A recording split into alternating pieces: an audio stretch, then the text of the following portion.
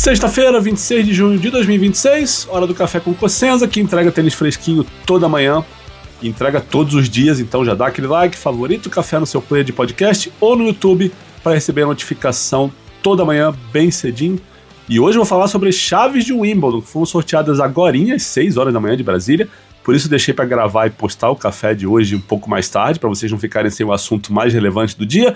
E vamos direto ao assunto. João Fonseca estreia contra Roberto Bautista Agut, ex-top 10, atual número 163 do ranking. Está numa fase ruim, ganhou 9 jogos, perdeu 18 esse ano. Jogou 2 torneios na grama, só venceu uma partida, que foi na primeira rodada do quali de Halle, contra o Martinez, número 1120 do ranking. No geral, ele perdeu 5 dos últimos 6 jogos.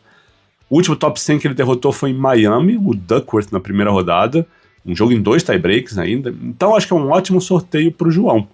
Se a gente fala que o João não venceu nenhuma partida na grama até agora, acho que estrear contra o Bautista Agut na fase atual do Bautista Agut, que não é aquele Bautista Agut que foi top 10, é bom para o João, bem bom. O problema dessa chave do João, desse sorteio, é um pouquinho mais à frente. Ele pode pegar o Rublev na terceira rodada, e o Djokovic de novo, né, só que agora nas oitavas de final. Ele jogou com o Djokovic na terceira rodada em Roland Garros, pode pegar o Sérvio agora nas oitavas. Então, ser cabeça de chave 24 adiantou um pouquinho a vida do João, mas nem tanto assim. O Rublev, ele estreia contra o Safiullin, e é perigoso que o Safiullin furou o quali, se eu não me engano, foi isso? Furou o quali, tô olhando a chave aqui do meu lado. E se vencer, pega Kovacevic ou Van de Sandrup. Não é uma chave exatamente fácil pro russo, né? O Djokovic pega o Wu, chinês, na primeira rodada, e pode pegar o Tsitsipas na segunda fase, né? Ok, o Tsitsipas de hoje não parece tão perigoso assim quanto já foi, mas seria um jogo interessante, né? O Tsitsipas estreia contra o Hugo Gaston. Também pode ser que ele perca aí, né? Mas acho que o Djokovic é bem favorito aí. E o cara de melhor ranking para o Sérvio pegar nas oitavas é o Arthur Hinderknecht. Estreia contra o Tarvit, qualifier britânico. Depois pode pegar o Trungelite ou o Dam na segunda rodada. Então também é interessante para o Hinderknecht aí. Então pode ser um Djokovic e Hinderknecht na terceira e de repente um Djokovic contra o João nas oitavas. Por que não? Né?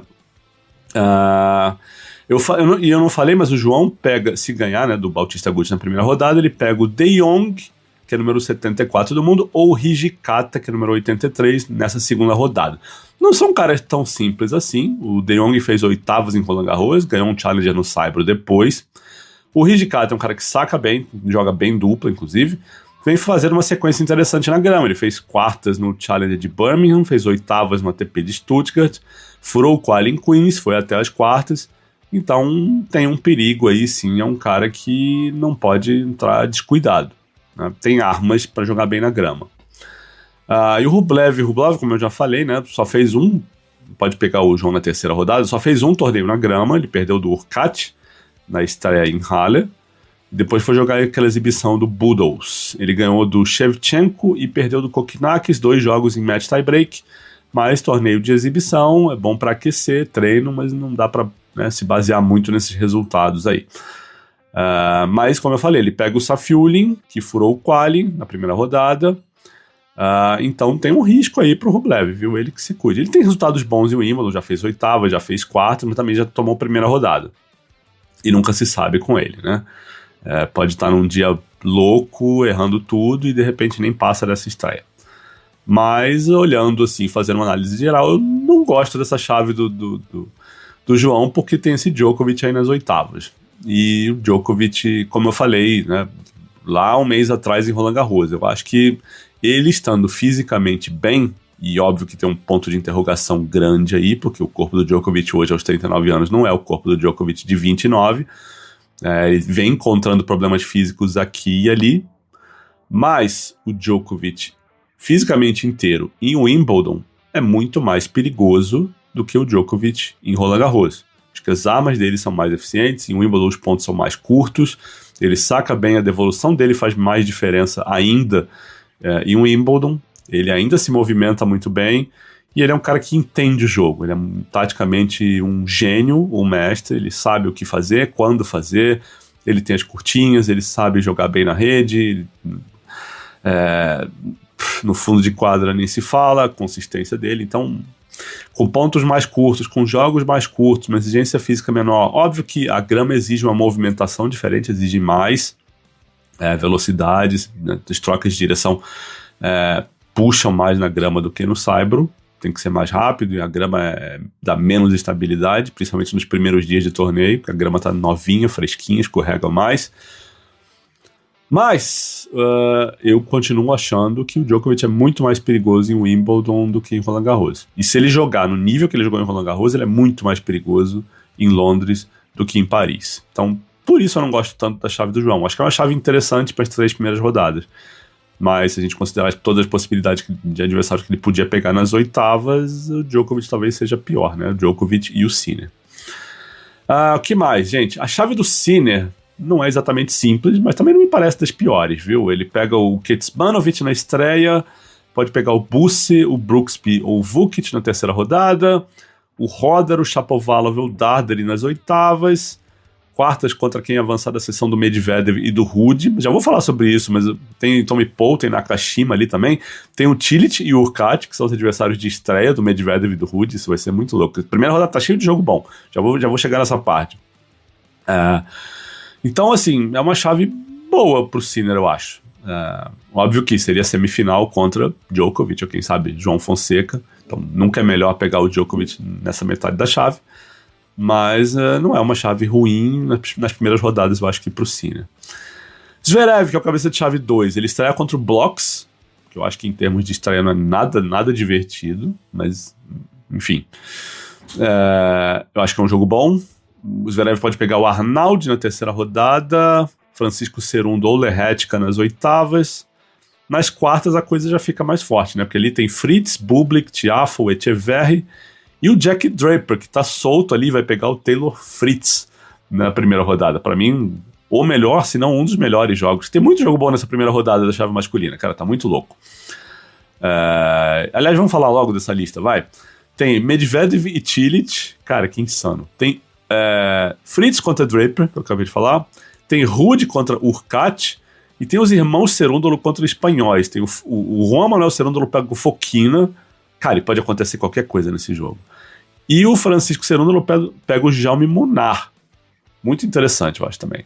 Então, vários jogos legais e jogos de peso, né? Medvedev e Cilic, Fritz e Draper, Ruud e Urkacz. Fritz e Draper, principalmente, né? Mas esse Medvedev e Cilic também eu tô louco pra ver. E importante, antes de entrar na chave feminina, a parte da chave em que o João está vai ser jogada na segunda-feira, porque é a parte do Sinner, que é o campeão, e o campeão sempre abre a programação da quadra central de Wimbledon. Então, como o torneio começa na segunda, o Sinner joga na segunda, e aí a metade toda da chave acompanha. O João também vai jogar na segunda-feira, assim como o Djokovic. Agora, vamos para a chave feminina. De cara, a gente tem que falar do caminho da Iga. Porque ela pega Taylor Townsend na primeira rodada, que na grama já é um perigo interessante. Talvez Karolina Pliskova na segunda rodada. A Pliskova joga contra a Valentova, outra tcheca, na estreia. E se chegar na terceira, a Iga pode pegar Serena Williams ou Alexandra Yala. Olha que louco, né? A Serena, ela estreia contra Maya Joint, que hoje é número 53 do mundo, e tá numa fase horrorosa. Ela ganhou 3 jogos, perdeu 15 esse ano. 2 dessas vitórias foram em Adelaide, no primeiro torneio da temporada, e essa outra terceira vitória foi contra a Cava, que é número 139 do mundo, no 125. Ou seja, a Maya Joint não tá ganhando de ninguém. Então acho que não podia ser uma história melhor para Serena Williams em termos de chance de voltar ao Wimbledon ganhando partida.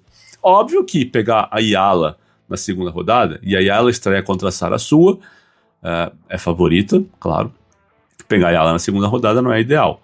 Mas a Yala é jovem, de repente ali, né, jogar em Wimbledon pode ser um jogo de quadra central, quadra 1, jogo de quadra grande, vai que a Yala sente pressão, enfim. E a Serena Williams, e não precisa nem que a Yala sinta pressão. Se a Serena estiver jogando num nível, né, relativamente alto, a gente não sabe o que vai acontecer, porque ela não jogou simples até agora, mas a Serena num dia bom pode chegar aí nessa terceira rodada contra a Iga. Se a Iga chegar na terceira rodada, né, tem isso. Que mais?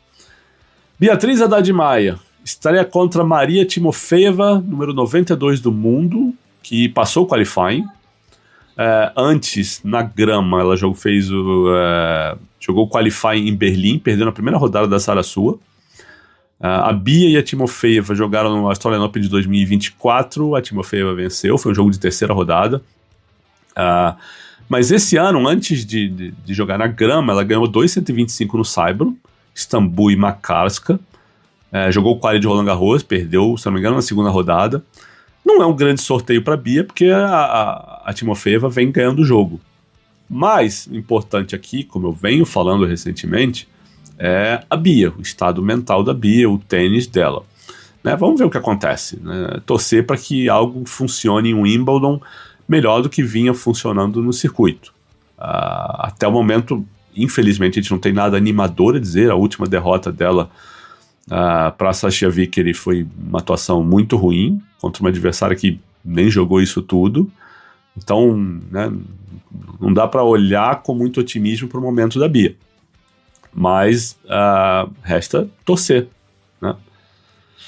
E torcer para a saúde mental da Bia, né? Ela saiu de quadra chorando contra a Sasha Vickery e a gente sempre nunca acha... Não tem como falar algo bom, né, da Bia, mais uma vez sair de quadra chorando.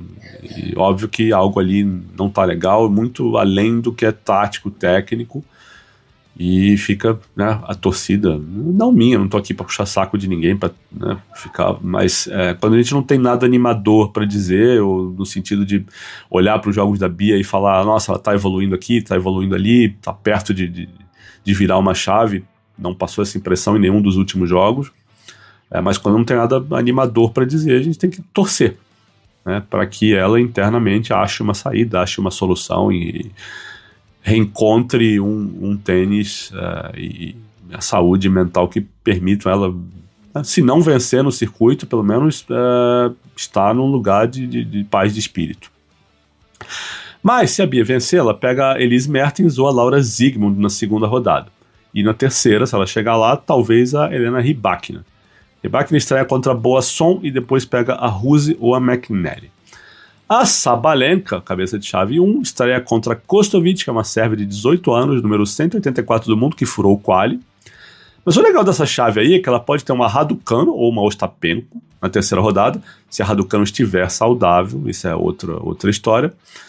E, de repente, Sabalenka pode pegar a Naomi Osaka de novo nas oitavas de final. Elas se enfrentaram em Roland Garros e foi um jogo bem bom da Sabalenka. Foi o último grande jogo da Sabalenka, aliás. Tá bem interessante essa sessão. Outra sessão ótima da chave feminina é a da Murva, que é a cabeça 10, porque ela pode pegar a Andreescu na segunda rodada, lembrando que a Andreescu furou o quali, né? Andreescu, campeã de slam. E pode pegar a Rvalinska na terceira, né? Rvalinska, vice-campeã de Roland Garros. E, se passar disso, a Andreeva, campeã de Roland Garros, nas oitavas. E, claro, a Sabalenka nas quartas. Então essa chave dessa sessão aí, que é encabeçada pela Andreeva e pela Murva, tá bem quente. E o caminho da Murva é dos piores possíveis, né? A Andreeva estreia contra a Linette e pode pegar a Krejcikova na segunda rodada, que também é um pesadelo. E a Siniakova na terceira, né? Ali tem a Zheng, que não tá numa fase boa, tem a Stearns e a Bartunkova também. Não é legal essa chave para ninguém, né? Olhando inicialmente, assim, de cara, eu achei que a Coco se deu bem. Ela estreia contra a Korpat. Os nomes de melhor ranking na sessão dela são a En Lee, que é a cabeça de chave 28, seria adversária de terceira rodada, e a Belinda Bencic e a Kalinskaya, né? Bencic cabeça 11, Kalinskaya cabeça 13. Quem vencer aí, quem avançar aí, pode pegar a Coco nas oitavas. Gosto da chave da Coco. Cruza com a sessão da Pegula, né, que é a cabeça 4, e a Jovic a cabeça 16, seria o cruzamento de quartas de final. Melhor jogo da chave feminina, para mim, disparado, Emma Navarro contra Paula Badosa. Foi uma bomba esse jogo, né? São dois nomes grandes, duas tenistas com resultados interessantes na grama esse ano até. A Badosa fez quartas em Berlim, ganhou aquele jogo importante da Coco Gauff. A Navarro foi vice em Nottingham, fez quartas em Bad-Homburg essa semana, ganhou da Iga lá. Então tem muita coisa legal pra gente comentar nos próximos dias. E, gente, essa foi uma análise rapidinha, logo que saiu a chave. Tem que terminar de editar aqui, botar esse podcast no ar para vocês ouvirem ainda de manhã. São 7h20, a hora que eu estou terminando de gravar isso aqui. Nos próximos dias a gente fala com mais detalhes sobre esses primeiros jogos de Wimbledon. Em seguida vocês ficam com os resultados de ontem, que eu gravei ontem, e as perguntas dos apoiadores. Beleza? Bom, vamos repassar os resultados de ontem, depois tem algumas perguntas dos apoiadores aqui. Mas falando do que rolou em quadra, em Maiorca, nas quartas de final, o Demo e o Balazs perderam do Goranson e do Kim, nas quartas de final, 6-4, 6-7 e 10-5. E o Marcelo Melo e o Andrés Molteni perderam para Franzen e Haas, 3-6, 6-3, 12-10. Salvaram vários match points, não tiveram nenhum, mas acabaram perdendo no fim. Hoje, em Eastbourne, tem Luísa e Gabi contra Mohamed e Stola nas semifinais. A outra semi tem a Maletkova e a Kolodjova, ou Miriam Skok, que é o nome do marido, que está no site da WTA. Elas jogam contra Lumsden e Haverlag, é outra semi. Em Hurlingham, no Giorgio Armani Tennis Classic, tem Djokovic contra Tommy Paul. O Djokovic não jogou outro dia, a exibição que estava marcada, mas treinou ontem com o Jannik Sinner na quadra 1 de Wimbledon e tem essa exibição marcada para hoje. O Sinner também jogou lá na quarta-feira contra o Norrie e fez 6-3, 6-3. A Naná jogou esse mesmo evento ontem, uma série de partidas juvenis, e ela fez um jogo contra a chinesa Yu Shanshao e ganhou por 7-6 e 7-6. Outra notícia interessante que vale registrar aqui, a Laver Cup anunciou ontem os nomes que faltavam no time mundo e não vai mesmo ter João Fonseca. O Tommy Paul e o Lerner Thiem foram os últimos nomes. Não me parece coincidência que esse anúncio tenha sido feito depois que João Fonseca fechou com o UTS, viu? Só um palpite meu, não tenho fonte nenhuma oficial sobre isso, mas o timing faz sentido, né? E por enquanto a Laver tá com essas escalações aqui. O time mundo, que tá fechado, tem Tommy Paul, Lerner Thiem, Ben Shelton, Alexander Bublik, Taylor Fritz e Alex de Minaur. O time Europa, que só anunciou 4 jogadores até agora, tem Carlos Alcaraz, Alexander Zverev, Flávio Cobolli e Jakub Menchik. Tá fortinho, né, esse time. Mas vamos lá. Perguntas dos apoiadores para encerrar aqui. E lembrando que quem são os apoiadores? São pessoas que contribuem financeiramente todo mês para o meu jornalismo, para o meu trabalho, para o meu conteúdo. Em troca, eles recebem conteúdo exclusivo em áudio, vídeo, texto, áudios de tenistas, entrevistas em primeira mão. Inclusive, essa entrevista que eu soltei ontem com o Thiago Wilde, eles receberam na íntegra no sábado, logo depois que eu fiz, com vídeo e áudio. Também passo informações em primeira mão no nosso grupo de bate-papo no Telegram, mando análises em áudio de jogos quando as partidas terminam. Então tem bastante coisa. Tem o nosso grupo de Telegram de bate-papo, tem o nosso circuito de palpitões, tem alguns eventos presenciais, inclusive o Saque Volley Open marcado para o fim de julho, dia 26, lá na The Tennis, em Itapecerica. Ótimo lugar, inclusive, recomendo. Então quem quiser saber mais sobre como apoiar o meu trabalho, entra no nosso site lá no Apoia-se, apoia.se/saque e voleio. Ou manda uma mensagem para mim em qualquer rede social, pode ser no Instagram, pode ser meu e-mail, que é ac@corsenza.org, e eu explico rapidinho com detalhes como é que funciona. Mas vamos para as perguntas dos apoiadores. Eu separei 4 aqui para hoje. O Pedro Melo pergunta se o João Fonseca fez certo em trocar a Laver pelo UTS. Jogar em casa uma exibição compensa a experiência que não vai ter em passar dias com Alcaraz, Agassi e outros grandes nomes? Eu acho, Pedro, que esse ano, 2026, essa experiência já não é tão valiosa ou tão diferencial quanto foi ano passado. Porque esse ano a gente está falando de um João que já jogou partidas oficiais contra Sinner, contra Alcaraz, contra Zverev, contra Djokovic, está treinando em torneios grandes, está avançando em torneios grandes, jogou contra o Shelton também, então ele está enfrentando esses caras em torneios grandes, está treinando com caras bons, então já não é novidade, né? Estar na Laver Cup já não é essa novidade de experiência toda. Acho que não faz essa diferença tão grande quanto fez ano passado. E aí, se não faz tanta diferença, só minha opinião, tá? De repente a equipe dele pensa até diferente. Mas aí eu acho que entra a coisa muito mais comercial e E no caso do UTS, que vai ser no Rio de Janeiro, tem a conveniência de estar em casa. Você termina o Wimbledon, volta para o Rio de Janeiro e vai jogar ali em casa com a torcida, vai agradar os patrocinadores, certamente, vai fazer, né, vai estar ali jogando em frente dos fãs, perto de casa. Acho que é conveniente. Né? Ele poderia jogar o UTS e a Laver no mesmo ano? Poderia, mas aí é viagem para cá, viagem para lá, né? E encaixa a Laver e emenda com torneios na Ásia, porque a Laver é depois do US Open, eu acho que ficaria um pouquinho puxado. Até poderia. Não acho que necessariamente a opção tenha sido necessariamente trocar a Laver pelo UTS. Mas sim, né, se você coloca um evento a mais no calendário, e nesse caso foi o UTS, convém você tirar outro. Acho que a equipe do João sempre tem essa preocupação de não sobrecarregar o garoto, não só fisicamente, mas mentalmente também, de não passar tanto tempo viajando, tanto tempo fora de casa, sobrecarregado, né, nesse aspecto da cabeça. Então, e aí assim, não sei os valores, mas eu acho que se o UTS chegou no número legal para o João, para ele competir em casa, tá certo, tá justo, né? Vai ser legal.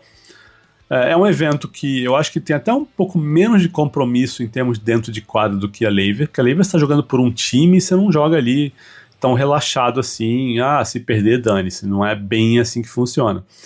No UTS tem as regras diferentes, é um esquema diferente, joga, né, é individual, acho que menos pressão e mais entretenimento. Acho que é válido. O André Vargas mandou a seguinte pergunta. Se você estiver sem assunto, Cosenza, eu tenho curiosidade de saber de onde vem a idolatria e a admiração pelo Andy Murray. Eu até respondi ontem no Telegram, falei, hoje eu tô sem assunto. Amanhã, quando sair a chave, a gente vai ter coisa para falar.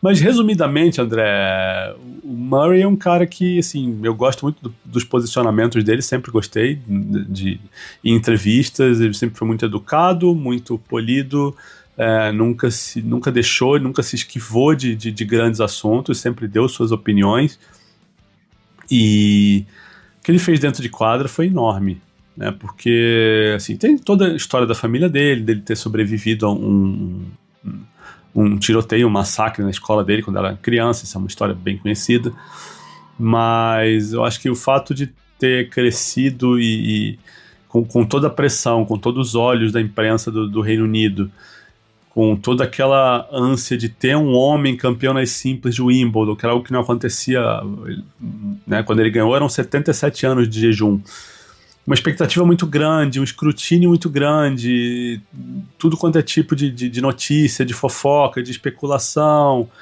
e a coisa do quando ganha britânico, quando perde a escocês, isso era fato, isso não era exagero, acontecia. Então, e ele lidou muito bem com tudo isso, sabe? Nunca foi de arrumar desculpa, de culpar os outros, de transferir, de terceirizar a responsabilidade, ele sempre foi muito, né, responsável no fato né, no aspecto de admitir, olha, que eu consegui, aqui não, isso, né? Nunca ficou empurrando a culpa, nunca ficou dizendo, não, eu perdi porque tinha muita pressão, eu perdi por causa disso, expectativa, isso é difícil jogar assim. Ele nunca usou esse argumento e acabou, né, sendo campeão de 3 slams, jogou outras 8 finais, ganhou uma Copa Davis com a Grã-Bretanha carregando o time o ano inteiro, ganhou 2 medalhas de ouro olímpicas em simples, tem uma carreira gigante e sempre se posicionou, né, sempre tomou uma postura muito pró-mulheres, sempre falando, sempre defendendo a força do tênis feminino, a força das mulheres, contratou uma técnica, a Amélie Mauresmo, então acho que muitas das coisas que o Andy Murray fez eu admiro demais, não só o tênis, mas o extra quadra, o pacote inteiro. Sempre fui muito fã. Isso é de forma resumida, tá? A gente pode depois se encontrar e eu ficar falando 2h30 sobre Andy Murray e outros assuntos. Mas, resumidamente, é isso. Ricardo Silveira pergunta se eu acho que o Ben Shelton tem chances reais de ir bem longe em Wimbledon esse ano. Tem. Se a gente pensar, Ricardo, que o Ben Shelton só perdeu do Sinner nos últimos 2 anos em Wimbledon, acho que sim. Né? Aí tem que ver a chave, como é que vai sair, como é que vai se desenhar, quem ele vai pegar. mas é um cara que tem o saque que ele tem, diz muito sobre o que ele pode fazer na grama. Né? Eu acho que a evolução dele precisa de trabalho, ele às vezes ele passa um pouquinho do ponto na agressividade, na ansiedade dele ali por atacar, por tomar o controle dos pontos, mas ele tem tênis, né? Tem o potencial e tem ele é um cara que não treme, né? Ele tem confiança, ele acredita no que ele é capaz e isso é muito bacana, isso não se ensina. Mas ele fez oitavas em 2024, quartas em 2025, tá bem no ranking, vai ser um cabeça de chave alto. Tem sim, tem chances reais de ir bem longe. A última é do Rui Mendes. Ele pergunta se eu concordo com a tese de que os tenistas brasileiros têm menos sucesso do que os argentinos por não se dedicarem da mesma forma que eles. E de que os técnicos argentinos são melhores que os brasileiros. Olha, Rui, se a gente pegar... E eu já falei isso para os apoiadores há mais tempo. Acho que você não estava no grupo ainda. Mas eu fiz um levantamento até recente, isso tem uns 2, 3 meses, mostrando que a geração atual dos melhores tenistas argentinos, se a gente pegar eles ali no juvenil, com 18, 17, 19 anos, saindo do juvenil, eles tiveram carreiras até aquele momento e rankings inferiores a alguns brasileiros que estão aí hoje. E o que acontece? Quando eles chegam ali 22, 23, 24, todos eles subiram, todos eles ultrapassaram os brasileiros. Todos. E isso me diz o quê? Que a transição deles é melhor, eles trabalharam mais. Tem uma entrevista do Meligeni, se eu não me engano, pro Alt Podcast, o Felipe Meligeni, né? Que ele fala, os argentinos eu era melhor que eles, eu estava na frente deles, e agora você olha, eles estão ali, e todos na frente dele. E aí você fica pensando se os caras trabalharam mais, o que eles fizeram melhor que você. Mas os argentinos trabalham muito bem. Né? E é uma geração que, se você olhar, vou até abrir aqui o ranking, mas você pega os argentinos que estão bem colocados no ranking, tipo Francisco Cerúndolo, Echeverri, que é 32 do mundo, Navone 38, Juan Manuel 45, o Tirante 54, Baez 56, Carabelli 57, Burruchaga 66, Começânia 90 e o Trungelite 94. E o Dias da Costa 120. Qual desses aí você olhava 5, 6 anos atrás e falava, nossa, esse moleque é muito talentoso, vai ser um fenômeno? Nenhum deles. Nenhum deles. E tinha brasileiros que tiveram campanhas e carreiras juvenis muito melhores. O Thiago Wilde é um. O Boscardin era uma grande promessa ainda, né? Tem tempo, óbvio, que para ser um grande tenista, mas tinha uma expectativa grande em cima dele no juvenil. E outros. Mas o que aconteceu? Esses argentinos trabalharam pra cacete para chegar onde eles chegaram hoje. Né? Agora, sobre os técnicos, se são melhores que os brasileiros, eu não gosto de falar muito de técnico, porque eu não tô lá para saber. Né? E é muito difícil comparar. Eu acho que técnico tem muito do conhecimento, tem muito de experiência, mas também tem da química com o jogador. Às vezes encaixa, às vezes não, e não quer dizer que um técnico seja melhor ou pior que o outro. O que é fato, e aí não é opinião, é número, é fato, é que a Argentina tem mais ex-jogadores que foram bons profissionais trabalhando como treinadores. E aí você cria um ciclo, né? Se tem mais tenistas que são bons profissionais, você vai ter mais técnicos, por mais que alguns deles não queiram ser treinadores. Mas você vai ter uma geração boa. O Brasil sempre teve menos quantidade nisso, é natural. Né? Bons tenistas em menor quantidade significa menos técnicos no futuro. Né? E porque nem todo grande tenista vai querer ser técnico. Né? O próprio Fernando Meligeni não quer ser, o Guga não quer ser, e é justo que não queiram. Né? Passaram anos no circuito e cada um encontra a sua maneira de se relacionar com o esporte, de contribuir para o esporte, ou de ficar em casa, ou de fazer o que quer da vida. Ninguém tem a obrigação de fazer nada. Mas quando você tem a quantidade, você vai tirar ali mais gente também, porque se a gente pegar, sei lá, vou dar um número redondo aqui, meio aleatório. O Brasil teve 10 ou 15 grandes tenistas nos últimos 15 anos. Quantos deles viraram técnicos? 5. E a Argentina teve 30, eles geraram 15, entendeu? E isso vai continuar. Então, se você tem mais técnico que foi grande tenista, mais técnicos que foram grandes tenistas, que tem mais experiência, que sabem os atalhos do circuito, é óbvio que isso facilita, né, para que os pupilos, os treinados por eles, também consigam mais resultados. Né? É normal. Não quer dizer, e o João Fonseca está aí para provar isso, que um técnico que não foi um grande tenista não possa ser um grande técnico. Mas, se a gente está falando de forma geral, em números, né, você tem a pirâmide, você sabe como é que funciona uma pirâmide. Se você tem uma base maior, você vai gerar um topo mais forte do que quem tem uma base menor. É basicamente isso. Beleza? Então é isso, gente. Agora é hora de eu começar a trabalhar nos guiazões de Wimbledon, que eu envio para os apoiadores, com as minhas análises das chaves, de quem foi bem na grama, cotações de casa de aposta, onde ver os jogos, os melhores jogos nas primeiras rodadas, quem eu acho que pode surpreender, enfim, a matemática de ranking, quem briga por número 1, número 2, tudo isso os apoiadores recebem antes de todos os slams, um guia para a chave masculina, um guia para a chave feminina, né? E aí a gente vai brincar também no circuito dos palpitões, tentando adivinhar quem avança nas duas chaves. Beleza, gente? Por hoje é isso. Uma ótima quinta-feira e um abraço.